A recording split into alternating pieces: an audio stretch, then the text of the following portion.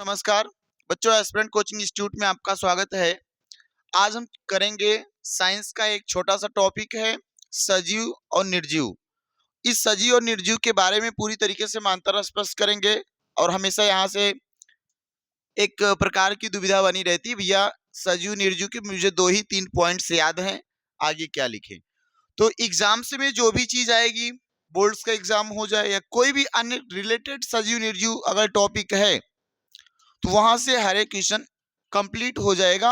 एक ही क्लास में पूरा का पूरा सजीव निर्जीव हम कंप्लीट कर लेंगे। बहुत बड़ी क्लास भी नहीं रखेंगे, बहुत छोटी सी क्लास होगी। तो देखिए सजीव निर्जीव के बारे में पढ़ते हैं, हम इसके बारे में आगे जानेंगे।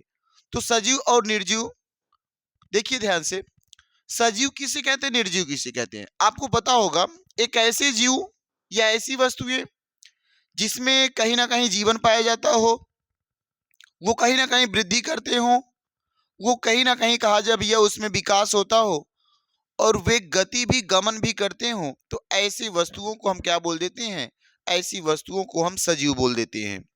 जबकि इसकी कंपेयर हम निर्जीव वस्तु से यदि करते हैं तो जो निर्जीव वस्तु होती है ना उसमें वृद्धि देखने को मिलेगी आपको, ना उसका विकास देखने को मिलेगा, ना ना ही वह एक स्थान से दूसरे स्थान पे गमन करता हुआ मिलेगा। तो अब निर्जीव और सजीव के बारे में यहाँ देखिए कुछ मैं नोट्स किया हूं। सजीव वे वस्तुएं होती हैं जिसमें वृद्धि होता है, विकास होता है, या जो वृद्धि विकास की प्रतिक्रिया करते हैं उन्हें सजीव कहते हैं। पेड़ पौधे देख लो, निरंतर बढ़ रहे हैं, वृद्धि कर रहे हैं, उनमें डेवलपमेंट विकास उनका हो रहा है ना। जीव जंतु देख लो, आप मनुष्य को देख लो, ये सब कैसे आते हैं, बोलोगे सजीव के अंतर्गत आते हैं। जबकि निर्जीव किसे कहेंगे, तो आप बोलेंगे निर्जीव वे वस्तुएं जो वृद्धि और विकास की प्रतिक्रिया नहीं दर्शाएं, सजीवों की तरह वृद्धि और विकास की प्रतिक्रिया नहीं दर्शाते हैं, उन्हें हम निर्जीव कहते हैं। और जो निर्जीव जैसे होता, देखो मेज, अगर मेज निरंतर वृद्धि करती तो आज हम अपने घरों में जो मेज रखे उनको कुछ टाइम बाद काटना पड़ जाता है ना। अगर भाई घर में जो फैन लगा हुआ है वो फैन भी बार बार वृद्धि करती तो हम फैन को भी क्या करते, उसके जो पंख हैं वो काफी बड़े हो जाते तो उसको काटना पड़ जाता है ना। इस वजह से जो निर्जीव वस्तुएं होती हैं उनमें वृद्धि और विकास नहीं होता है, और इसी वजह से वो निर्जीव, जैसे मेज हुआ, कुर्सी हुआ, बोतल हुआ। एक और टॉपिक पढ़ते हैं अगली, सजीव तथा निर्जीव में अंतर। सजीव तथा निर्जीव में अंतर क्या देखना, सजीव तथा निर्जीव में आपको 2 अंतर यहाँ पे लिखा हुआ, और भी अंतर मैं आपको बता रहा हूं, है ना भाई। तो देखिए यहाँ पे सजीव तथा निर्जीव में एक अंतर पहला है, कोशिका से निर्मित होता है। जितनी भी सजीव कोशिकाएं होती हैं किससे बनी होती हैं, बोलोगे सजीव कोशिकाएं कोशिकाओं से बनी होती हैं, जबकि निर्जीव कोशिकाएं या निर्जीव जो होते हैं वो कोशिका उनमें नहीं पाया जाता, अभाव होता है। दूसरा होता है जो कोशिका संगठन से इनका निर्माण होता है। कोशिका संगठन में क्या होता है कि जो कोशिकाएं होती हैं उससे मिलकर ऊतक निर्माण करेगा, ऊतक बनेगा, ऊतक से हम क्या बनाएंगे भैया, ऊतक तंत्र बोल दो, या अंग का निर्माण होता है, और अंग से आगे चल के थोड़ा सा डेवलपमेंट और बढ़ेगा तो एक अंग के बाद अंग तंत्र का फॉर्मेशन करेगा, और उसके बाद तब जाके एक बॉडी का फॉर्मेशन होता है। जैसे हमारा शरीर देखो, इसमें क्या होता है, पहले कोशिकाएं बहुत छोटी छोटी होती हैं, उनसे मिलकर अंग बनता है, अंग से एक एक देखो, है ना, ऊतक, ऊतक से अंग, अंग से किडनी बना हुआ है, लीवर बना हुआ है ना, यकृत बना हुआ है, हार्ट बना हुआ है, ये सब एक आपके क्या ऑर्गन्स है, अंग है। और इन्हीं अंगों को जब ढेर सारे अंगों को मिला लिया गया पूरे बॉडी के, तो उसको किस में कन्वर्ट किया गया है, तो बोलोगे उसे क्यों भैया हम शरीर में कन्वर्ट कर दिए हैं। क्लियर है। जबकि कोशिका में जो निर्जीव वाली होती है उसमें ऐसा कुछ नहीं होता है, उसमें इन सब का अभाव होता है। ठीक है, आगे बढ़े भाई हम। नहीं है ना। देखना इसमें लिखना, एक और पॉइंट्स नोट करो, नोट करना साथ साथ, कि जितनी भी सजीव कोशिकाएं होती हैं, जितनी भी सजीव कोशिकाएं होती हैं, इसमें आंतरिक वृद्धि होती है, इसमें इसमें आंतरिक वृद्धि होती है, लिख लेना, इसमें आंतरिक वृद्धि होती है, आंतरिक वृद्धि, आंतरिक का मतलब ये है कि ये निरंतर क्या होते हैं भैया, बढ़ते रहते हैं, है ना। जबकि जो निर्जीव वस्तुएं होती हैं उनके अंदर बोलेंगे वृद्धि नहीं होती है ना। देखना, इसमें वृद्धि नहीं होती है, इसमें वृद्धि, इसमें वृद्धि नहीं होती है, इसमें वृद्धि नहीं होती है। अगला पॉइंट्स आप नोट करेंगे, इसका जीवन चक्र जो है, देखना ध्यान से, जितने भी सजीव, भी याद रखना इस बात को, इस पृथ्वी पे जिस भी वस्तु की उत्पत्ति हुई है उस वस्तु का मरण निश्चित है ना।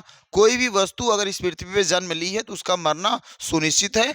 इस बात को बिल्कुल आप नोट करेंगे कि यदि ये सजीव है, इसके अंदर जीवन पाया जा रहा है, तो कहीं ना कहीं इसकी मृत्यु भी होगी, एक इसका जीवन काल होगा, एक निश्चित समय के बाद ये वस्तु क्या होगी, नष्ट होगी, है ना। तो इसमें लिख लेंगे आप, क्या लिखेंगे, प्रत्येक जीव के जीवन चक्र में, कोई भी जीव हो अगर वो सजीव है तो प्रत्येक जीव के, लिखेंगे प्रत्येक जीव के, प्रत्येक जीव के जीवन चक्र में, प्रत्येक जीव के जीवन चक्र में लिखना, बचपन या जन्म लिखता है ना, जन्म, है ना भाई, जन्म होगा, फिर वो जन्म के बाद जैसे लड़का पैदा होता धीरे धीरे बाद उसमें वृद्धि होगी, है ना भाई, उसमें वृद्धि होगी, और वृद्धि के साथ साथ उसमें क्या होगा, फिर जाके वो आगे देखो उसकी अवस्थाएं आएंगी, और उसके बाद पढ़ेंगे जनन होगा, और जनन के बाद उसका क्या, जीर्णता माने बुढ़ापा आएगा,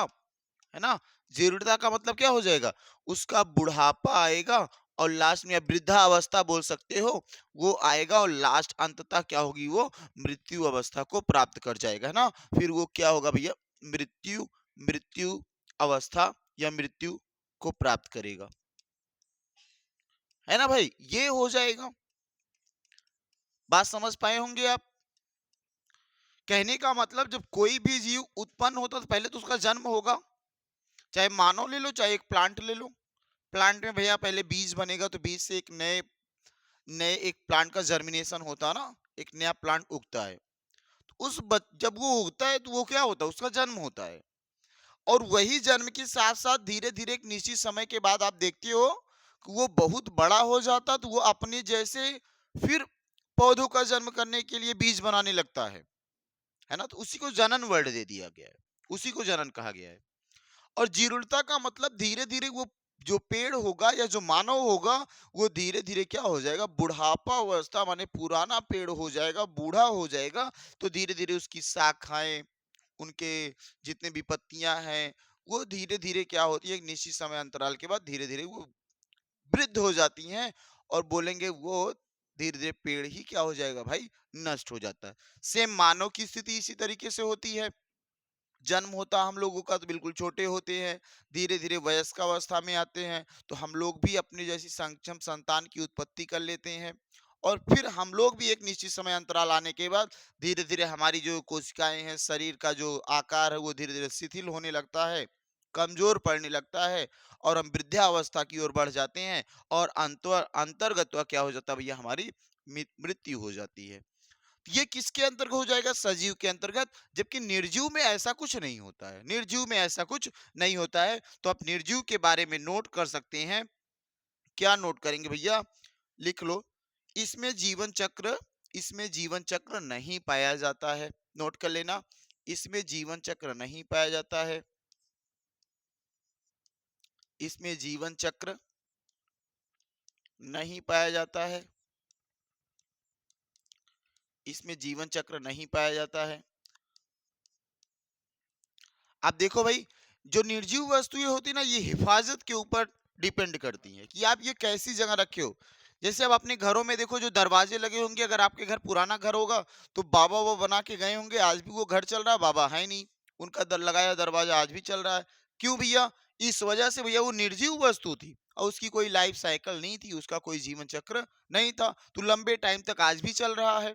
अगर उसकी भी लाइफ साइकिल होती तो कुछ टाइम बाद क्या होता, टूट जाता। बात क्लियर ना। जैसे अभी घर बन गया, घर की निरंतर हम मरम्मत करते जा रहे हैं, तो घर काफी वर्षों तक चलेगा। और उसकी मरम्मत नहीं करें तो घर क्या हो जाएगा, टूट जाएगा। तो ये एक निर्जीव वस्तु की कैटेगरी में लाएंगे हम इसको। बात क्लियर हुई आपको यहाँ तक? और भी दो चार पॉइंट्स इसी में लिखेंगे, नया पेज में ऐड कर रहा हूं, ध्यान से देखना भाई। एक तरफ क्या है नए पेज में मेरे भाई, एक तरफ मेरे भैया सजीव है ना, एक तरफ सजीव है, एक तरफ क्या निर्जीव है ना। जीवन चक्र के बारे में जान लिए, अब हम जनन के बारे में जान लेते हैं। थोड़ा सा और नोट कर लो, दो तीन पॉइंट और नोट कर लो, है ना, ताकि आज के बाद दोबारा ना पढ़ने पड़े भाई निर्जीव और सजीव। लिख लेंगे जनन के बारे में, ये अपनी जैसी सक्षम संतान उत्पन्न कर लेती हैं। कौन? सजीव।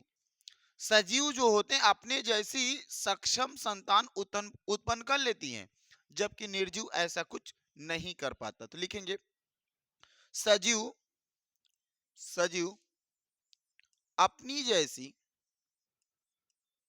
अपने जैसी, अपने जैसे, अपने जैसे सक्षम संतान, अपने जैसे सक्षम संतान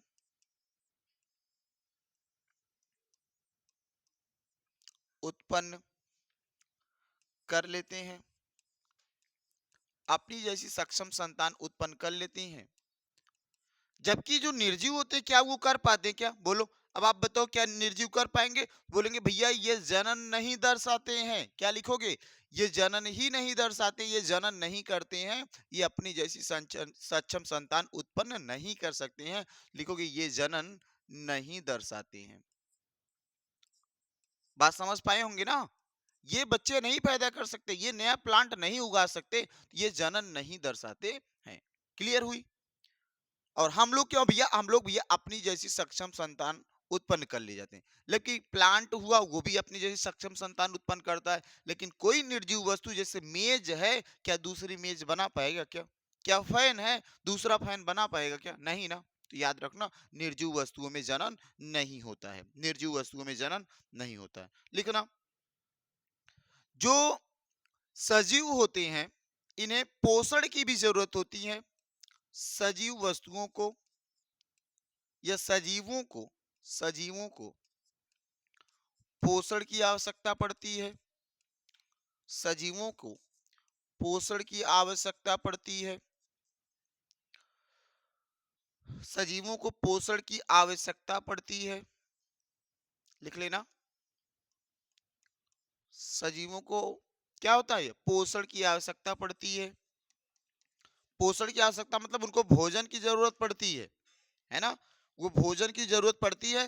तो क्या ये स्वपोषी परपोषी हो सकते ना, या तो खुद से भोजन बनाएंगे या किसी के द्वारा बनाया गया भोजन यूज करेंगे। तो इस वजह से अगर ये सजीव हैं, भोजन की जरूरत पड़ रही है, तो या तो खुद का भोजन करेंगे या दूसरे के द्वारा बनाए भोजन को करेंगे। तो लिखेंगे इसलिए, या लिख सकते हो भैया पोषण की आवश्यकता पड़ती है, इसलिए ये इसलिए इसलिए ये स्वपोषी, स्वपोषी माने ऐसे पौधे या ऐसी वस्तुएं जो अपना भोजन स्वयं बना लें। तो ये स्वपोषी, इसलिए ये स्वपोषी या परपोषी प्रकार के होते हैं।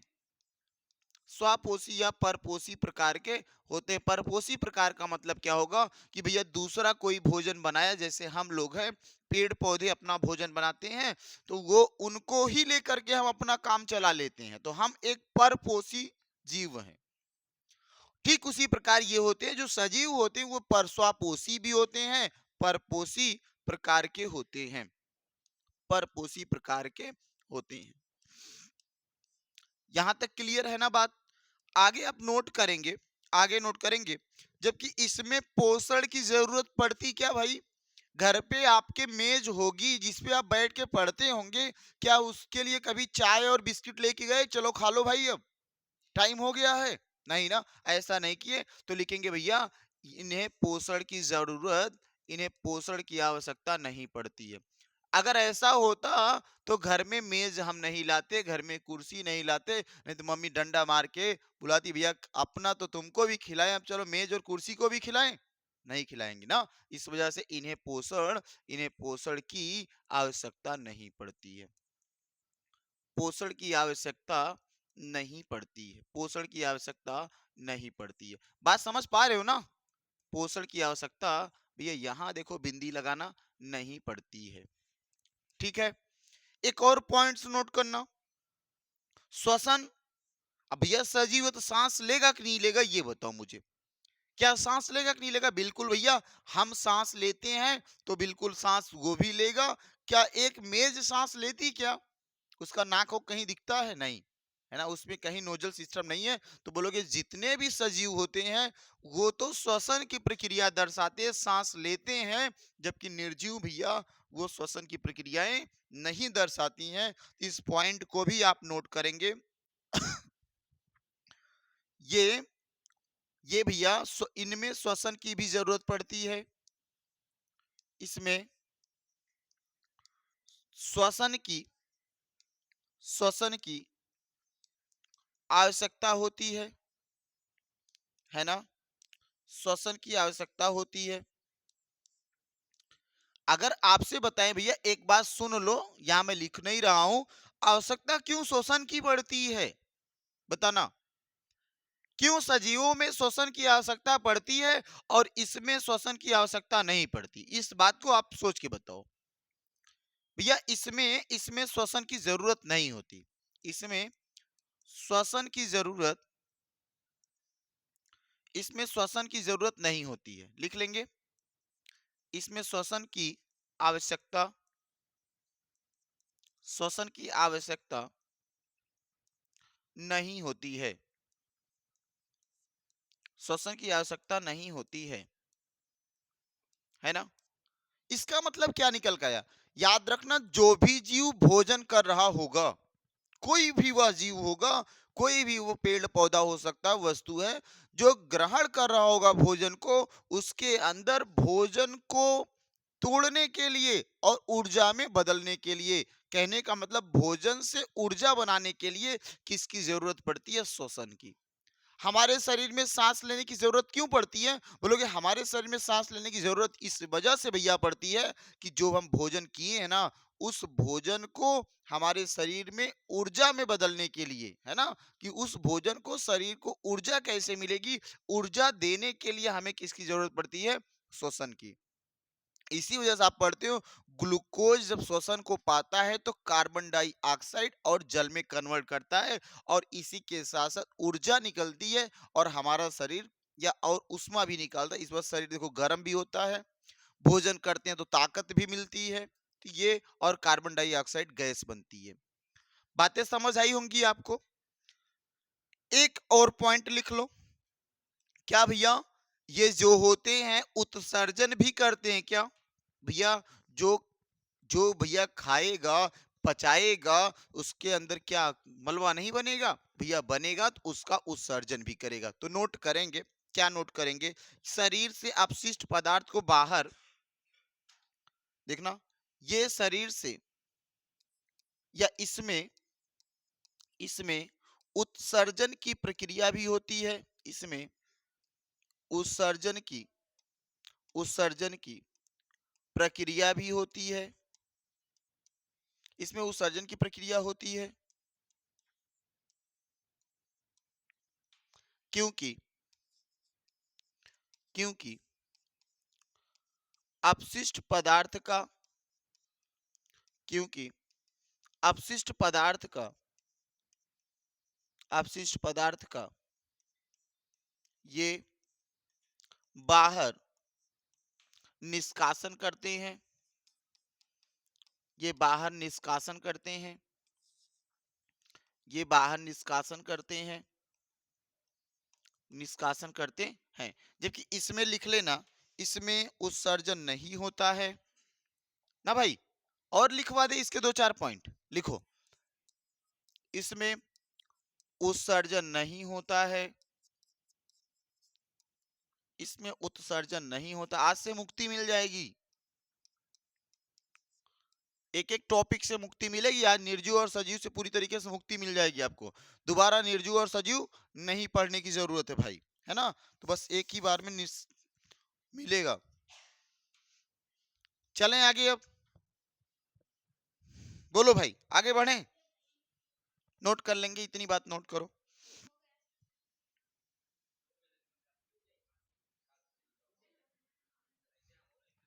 एक और पॉइंट नोट कर देते हैं ना, चलो एक और पॉइंट नोट कर लो, ये सजीव में नोट करेंगे।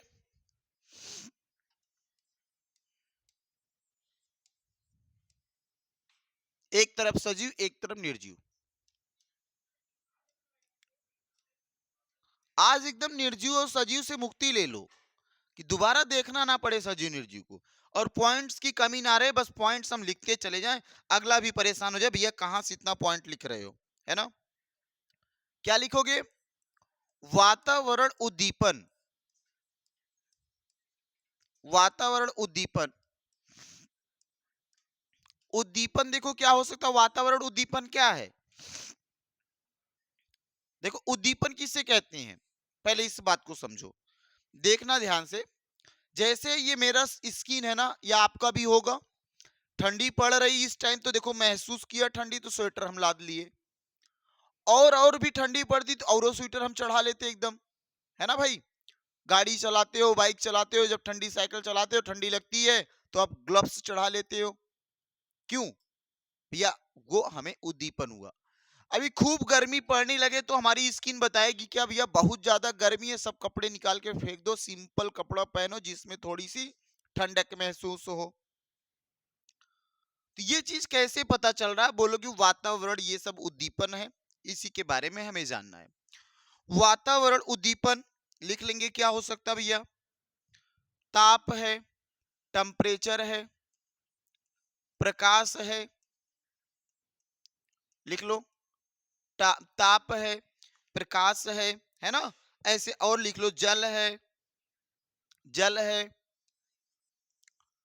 ध्वनि है, ध्वनि है, स्पर्श है। इन सबके माध्यम से जितने भी सजीव होते हैं उनके अंदर कहीं ना कहीं आपको क्या भैया प्रतिक्रिया दिखती है, उसके अंदर कहीं ना कहीं प्रतिक्रिया दिखती है। टेम्परेचर बहुत ज्यादा होगा तो वो मुरझा जाएंगी, है ना। प्रकाश ना हो भैया, प्रकाश बहुत ज्यादा हो, प्रकाश ना हो तो पेड़ पौधों का भोजन सही ढंग से नहीं बन पाता, वो भी एक प्रक्रिया दर्शाएगी। जल ना होने के कारण भी पेड़ पौधे भी प्रतिक्रिया दर्शाते, मानव भी प्रतिक्रिया दर्शाएगा, है ना। ध्वनि बहुत ज्यादा हो तो हम देखो अपने कान को बंद कर लेते, कैसे? तो बोलोगे प्रतिक्रिया दर्शाते हैं, ठीक है। स्पर्श, आप देखे होंगे ना, एक छुई मुई का पौधा सुने होंगे, वो जो छुई मुई का पौधा होता है अगर उसे टच करते तो देखो वो उसकी पत्तियां जितनी होती सब एकदम सिकुड़ जाती हैं, और बिल्कुल वो अपने ब्रांचों को लटका लेता है। इसका मतलब उसके अंदर स्पर्श से भैया क्या हो रहा है, प्रतिक्रिया हो रही है। लिखोगे वातावरण उद्दीपन, उद्दीपन से क्या करते हैं, प्रतिक्रिया करते हैं, वातावरण उद्दीपन से प्रतिक्रिया करते हैं, प्रतिक्रिया करते हैं। जबकि निर्जीव क्या करता भाई, बोलो निर्जीव करता है ना भैया, निर्जीव नहीं करता है। तो लिख लेंगे निर्जीव जो होते हैं ये वातावरण के प्रति, लिख लो, ये वातावरण के प्रति, ये वातावरण के प्रति प्रति कोई भी प्रतिक्रिया, कोई भी प्रतिक्रिया, कोई भी प्रतिक्रिया नहीं दर्शाते हैं, कोई भी प्रतिक्रिया नहीं दर्शाते हैं, नहीं दर्शाते हैं। गति लिख लो, ये स्वनियामक गति करते हैं, ये स्वनियामक, स्वनियामक माने अपने मन से, है ना, ये स्वनियामक गति करते हैं, जैसे अब हम यहाँ है वहां चले जाएंगे, लेकिन मेज को उठा के लेके जाना पड़ेगा ना, तो वो स्वनियामक नहीं करता। लिख लेंगे, जो ये होता है ये स्वनियामक गति नहीं दर्शाते, इसको कोई ना कोई उठा के ले जाएगा, तो ये स्वनियामक गति नहीं करते हैं। ये स्वनियामक गति गति नहीं करते हैं, नहीं करते हैं। तो आपको यहां से आज मुक्ति मिल गई सजीव और निर्जीव से। अब सजीव निर्जीव इतना पॉइंट्स आप क्या करिए भैया, एक बार, दो बार, तीन बार, चार बार दोहराइए, और चीजों को एक दो बार आप दोहरा ले जाएंगे तो आप बिल्कुल स्पष्ट कर ले जाएंगे ना, सजीव क्या है निर्जीव क्या है। तो बस इतनी बड़ी क्लास रखेंगे साइंस में, है ना। अगली क्लास के लिए हम अगले दिन अब वेट करेंगे कि अगले दिन कौन सी टॉपिक होगी।